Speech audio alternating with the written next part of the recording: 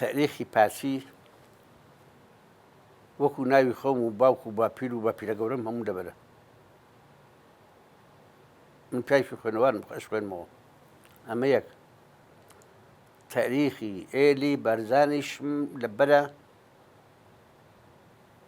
چۆن کابرایەک وەختی خۆی شین و فەرهادی چەند جارە خوێندبوو ئاحداسەکانی هەموو لەبەر بوو ئەوە لە کرمانەوە لە بناری شای بارزەوە کە لەوێ نیشتەجێ بوون. ئەمانە بارز بوون، بارز هەر ناوی قۆزەکەیان بارزە. ئەلفنون پاسوەندی شوێنە. چۆن جافەران جافەر ناوێ ئەودان کە تۆ پڵەن جافەران ئەلفنونی بۆ جیاکەن. چنگیان مرکزی عەشرەتی چنگنی بووە.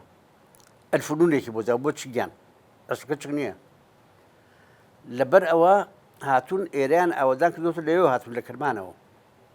من مێژووەکان لەوێەوە شارەزام حتا ئێستا.